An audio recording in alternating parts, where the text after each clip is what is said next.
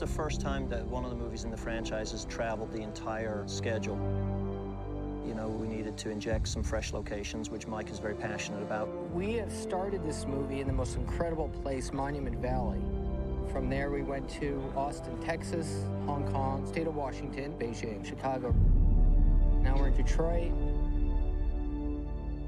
We filmed at GM locations in Detroit and Michigan for 2 months.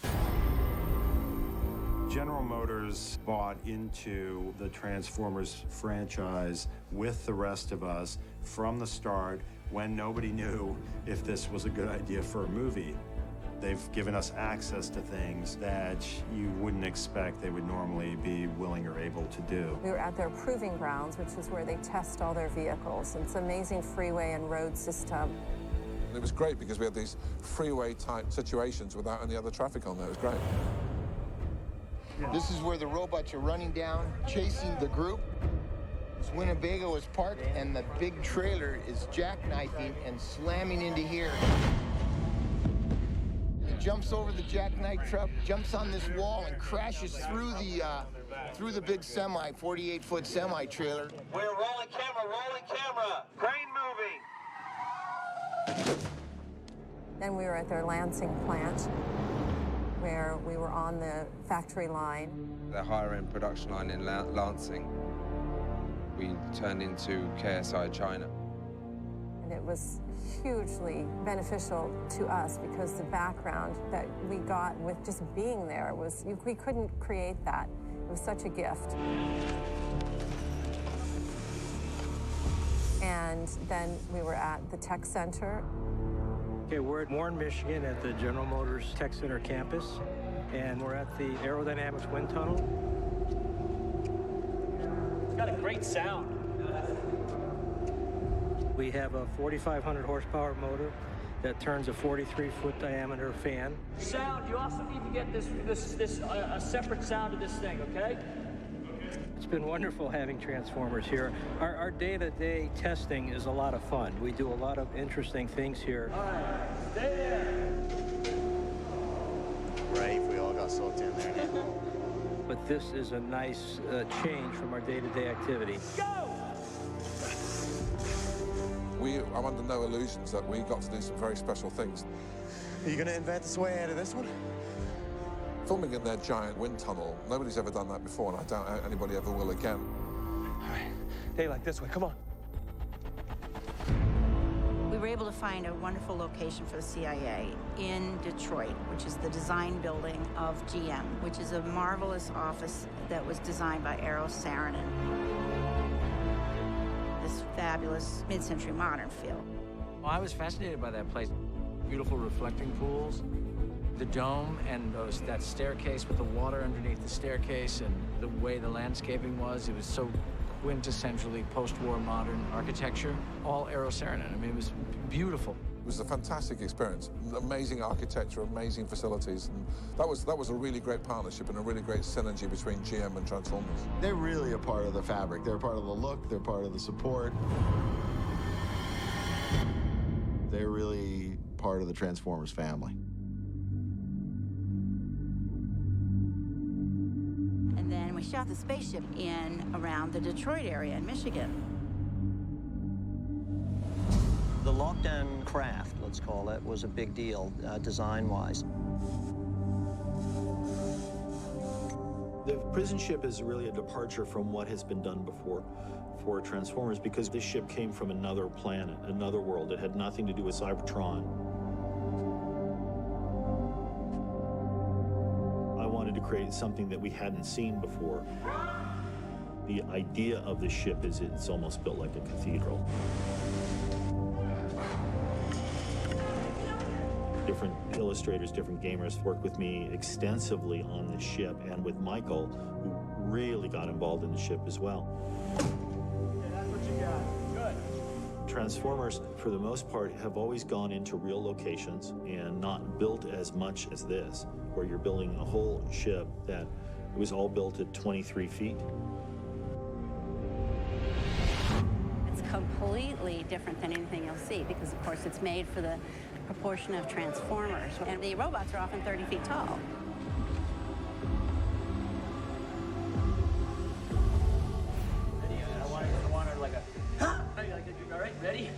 Wait. Ready? Ready, and 3, 2, 1, go! Go. I really like the prison ship stuff. Because it's just, you walk in, it's like a whole other world. It's like dark and like slimy and steamy. And it's just, you walk in and you feel like you're somewhere else. It's really cool. Jeffrey and Mike came up with a way to design it and execute it. There was a lot of modular pieces, basically. There were 8 to 10 pieces that were able to be recombined into various shapes and reused. We made it as pieces that could interlock and be spun around, and so you could get a whole lot of different looks out of it to create corridors and walkways. And when we need big open spaces of the ship, like where the landing bays are or anything like that, we literally can shoot off this way into green screen and then duplicate that. We've got really massive, amazing sets, but we still have to supplement with green. So what we do is we photograph pieces of this set to recreate what would be the panels of all the walls that are missing right now. So it's a really nice combination of the departments making this thing look good. And action! And 1, 2, 3. And then we added the concept of the kind of almost like the veins of the ship, and we added a ton of tubing and wild textures. We've got 3 kinds of vines here. We call them vines, but are they natural? Are they mechanical? Who knows? Who can tell? That's where your mind fills in the blanks. So the idea is to make the room look like it's been here for a really long time, and that's what the layers of growth do. And this weapon room is an ancient part of the ship. It's kind of a spiritual space.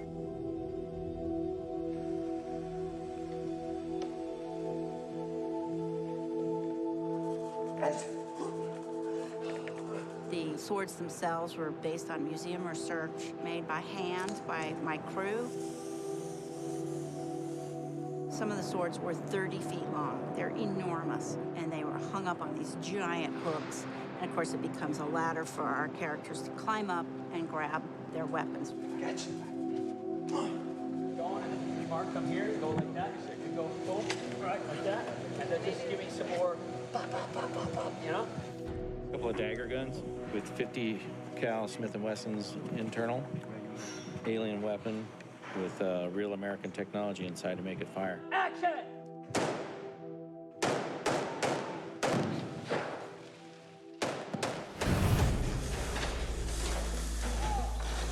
We're in the grinder right now, what we consider the grinder, which is part of the interior of the spaceship. This is where they're getting ready to take the car into the disposal area, which, as you can tell, is only a partial of a set again, and it will be in CG the rest of the balance of the set. You're going, like on 1, okay? Keep a little motion going, that thing goes, son. Go, okay?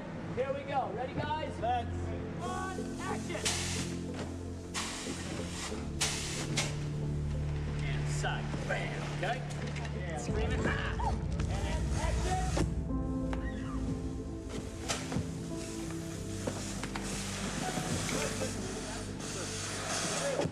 I continue to be in awe at the scope and the size of the movie and what it takes to keep this whole thing running and how on top of it Michael is when it comes to every aspect of it. Right here, I fired. Big wall, this goes up.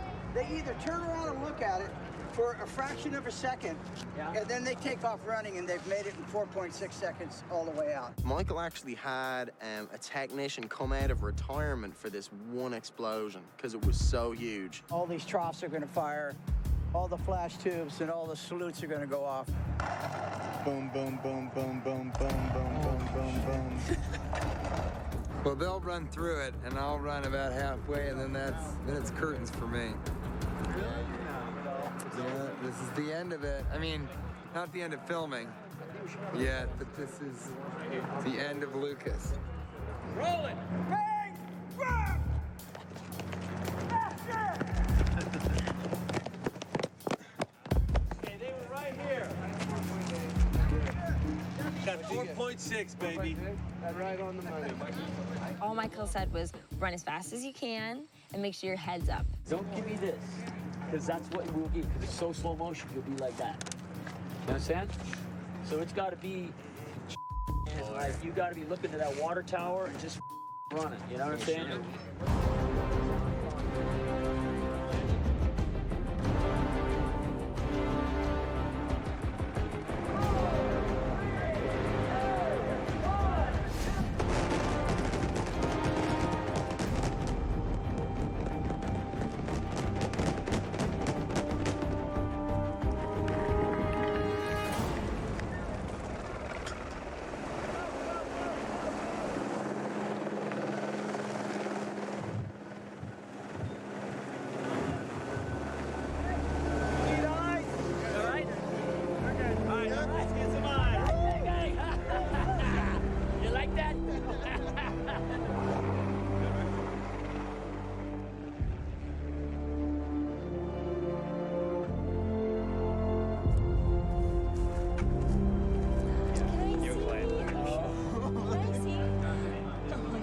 Right there, that's cool, Jack. Were you yelling? Were you yelling? Were you yelling, Jack? I was yelling. Huh? Look at that. Richie, master, you can go back to retirement now, okay? You're the master. Good job, Richie. Yeah, it's a beautiful city of Chicago. It's a great place. I love this town. Very welcoming, very hospitable. Italian beefs and Chicago dogs. They will make you sick if you eat more than 2 in one sitting. Scramble Cemetery win. On all the other Transformers, with our monitor rooms, we've always built them on stage. On this one, we got permission to work in the Office of Emergency Management Communications in Chicago, which was technically a live 911 call center, and it was almost turnkey. We could go in there, shoot it, and then leave. Team and assets are in place. Thank you for your efforts, ladies and gentlemen. This room is going dark. I'll take it from here. Okay, let's go. We shot at 300 East Randolph, which is the Blue Cross Blue Shield building. You know, it's like people like when there's like a bee, you know, like a bee coming at you, and they little freak out.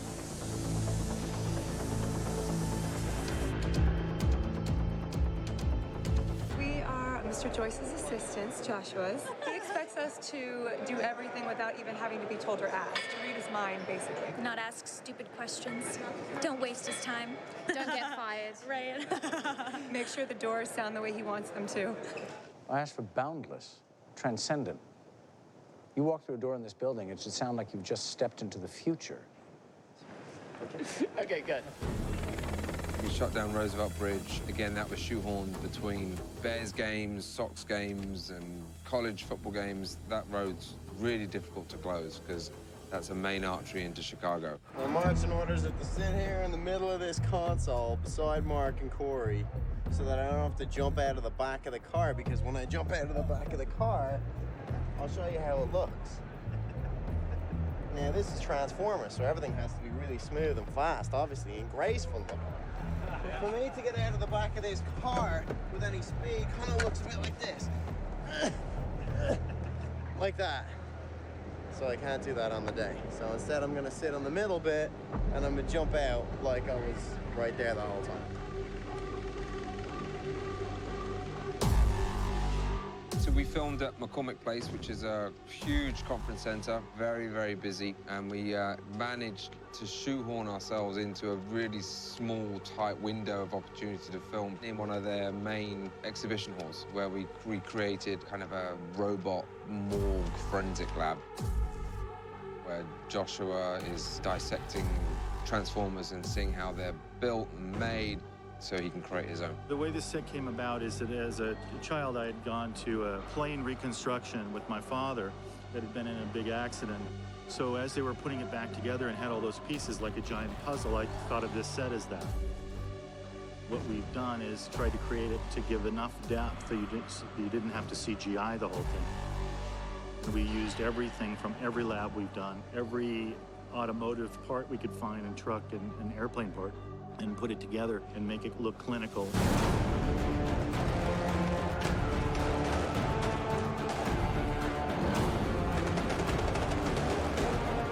Hey! That's company property! They're not your property. They were my friends. This is my 4th outing with the Transformers. technology. I run around the set basically being the voice of all the robots that, you know, when they're in a scene, doing their dialogue. Pleasure. Pleasure. Glass in your forehead? No, look, perfectly fine. I'm completely deaf, but it's all right. Let's go, let's go. We're in the Uptown Theatre on the north side of Chicago. This was built in 1925, closed down in the 1980s. The hardest sell was to make this believable that it was a small town theatre in Texas, because it's the biggest picture house in the country, over 4,000 seats. Doesn't quite fit in the tiny town of Taylor, Texas, but Michael only shot a part of it. You don't find it on many websites, even the Urban Explorer websites. It's not open to the public. It's slightly mysterious. No one really knows what's behind these doors. The outside doesn't look very big, and you come through these doors and then walk into the theatre and see 4,000 seats. No one ever expects to see that. That's what makes Michael Bay great, is that he would choose this vast, expansive theater, you know, once grand, now dilapidated, which is true in real life, and have that be the place that we find Optimus Prime. And that could have been in a junkyard or a tow station or a car auction. There's plenty of places that would be the obvious choice. How much for the truck? The idea of the theater is pure magic, and we wanted it to look like a ghost was there. There's a whole sense in this whole film of ghosts and of age and of time gone by, and that's one of the reasons the locomotives and the ships and the barns. We shot in the original projection room that was up there. We brought in equipment to make it look old and haunted, and did a lot of dusting and used a lot of plastic and webbing and stuff to try and make this place look as old as possible. It's fantastic. I hear they're going to restore it. That's a big job. That makes my my work on my kitchen at home look very manageable.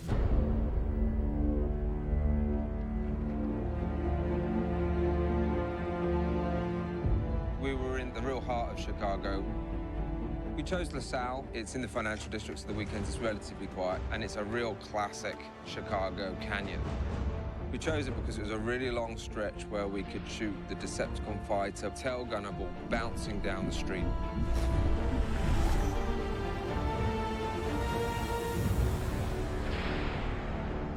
The gag was that the truck's getting hit, sideswiped by the gunship that broke apart. A piece of its pod hit it and knocks it off kilter and blows the end of the Bud truck up. It's a real nice effect. And then the pod kept on skidding and bouncing in the CG world through about 4 blocks down LaSalle.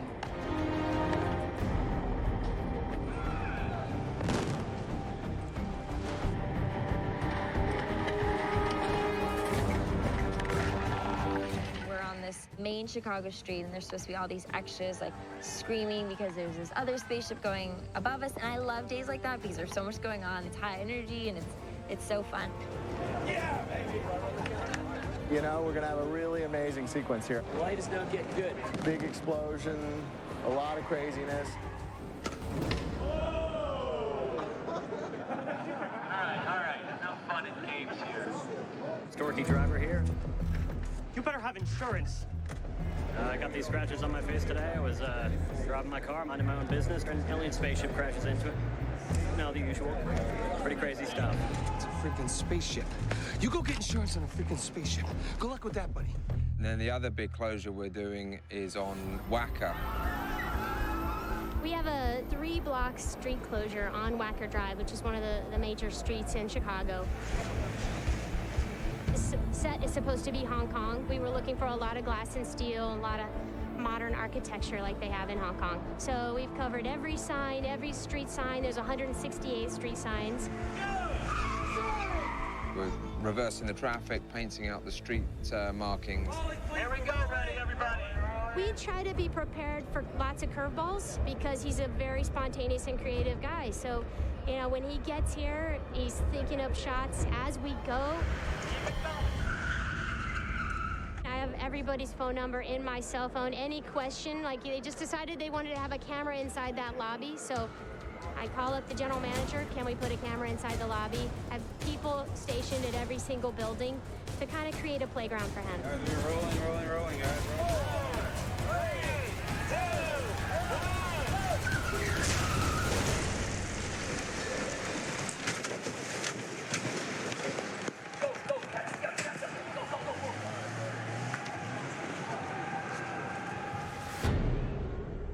The city call it Lakeside, and it's the old US Steel site.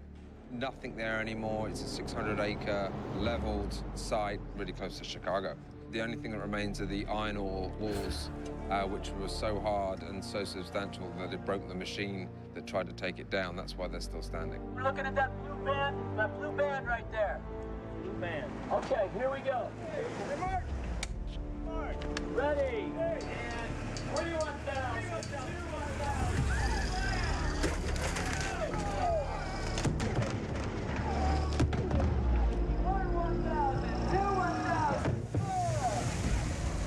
A great backlot for us to create some Hong Kong tsunami type events and have a bit of room to move. That's what I'm talking about. It's going to be action. It all starts lifting on action. You know what I'm saying? 3, 2, 1, action. The spaceship is a big giant magnet, and it's lifting all these metal things up.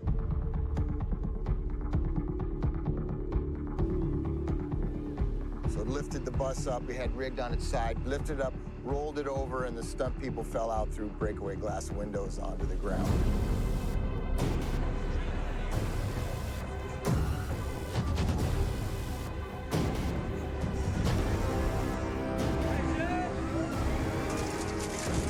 We have stunt guys falling out, and as the bus starts flipping upside down, we go right under where the door would be, so directly under the bus and then towards another convertible where other guys are then flying out of. Oh, that's cool. It's pretty exciting stuff. You have people literally within inches, not only running by the cart, but also falling on top of the cart or falling right in front of the cart. So a little bit of avoidance there, plus keeping a smooth path with the camera. It's a pretty exciting deal.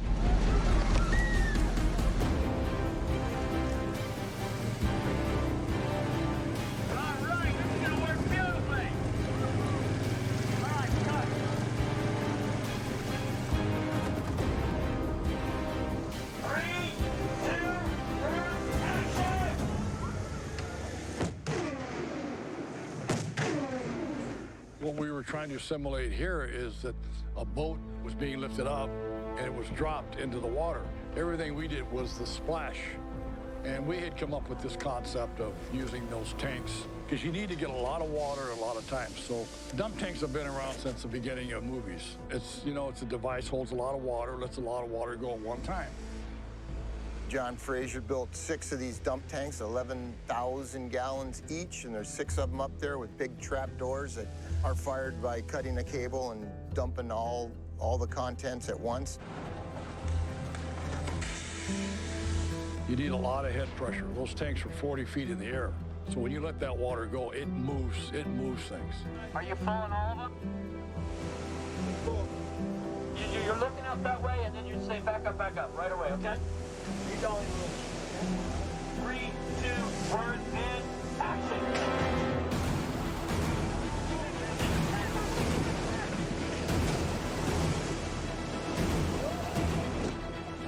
Yeah, baby.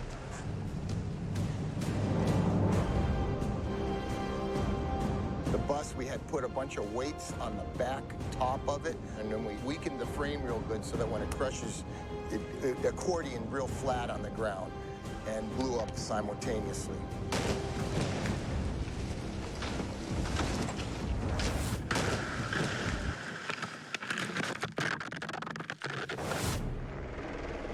So this is the grand finale. We're supposed to be in Hong Kong, but we're at the Damon Silos, which is state-owned property for sale off the north side of the 55, going out of Chicago. Quiet, guys. Let's roll on this 40, okay? Quiet. Ready, and dust, and boom. As long as we left it in a safer or as safe condition as found, we could do pretty much anything we liked. Okay, let's go hot, please. Going hot.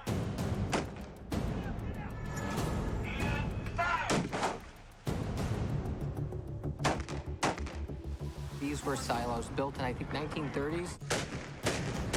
Get out of here now! And Michael came in and destroyed the shit out of them.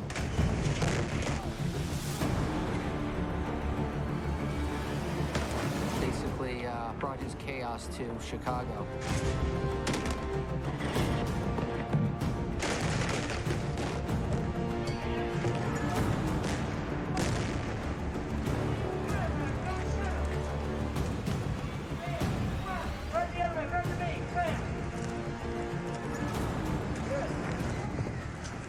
Everything that we do in the movies is we're not really ever blowing anything up. I got it! I got it! We're simulating. Oh my God!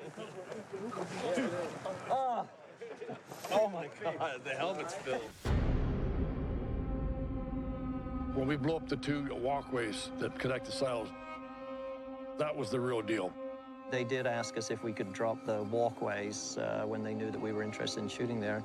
It just turned into a big gag for us that's pretty big and exciting. And what happens, though, is when you're doing the real deal, that's when you really have to be careful, because that's when things fly. I wouldn't be any closer than this. That's a real heavy-duty causeway. They used to transport the grain through it on big conveyors. It's 8 feet wide, it's 10 feet high, 3 inches thick of concrete all the way through. And I had to go up with a concrete saw. We cut it in 3 places just to make sure that when it fell, it would all break away. Everybody stay out of the set! Everybody stay out of the set! All right, let's roll video! All right, we need to roll high moves! Roll the high moves! And we blast it and down she falls.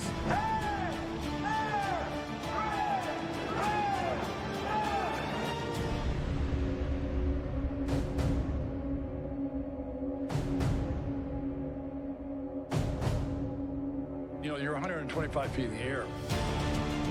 You don't want to have the fire department or any of the special effects crew members to run up those stairs and put out a fire. So we ran our own sprinkler system in the whole building. And then as soon as the explosion went off, the water was right there. We just revved up the pumps and put all the fires out. And those are things that you do just to make everything safe.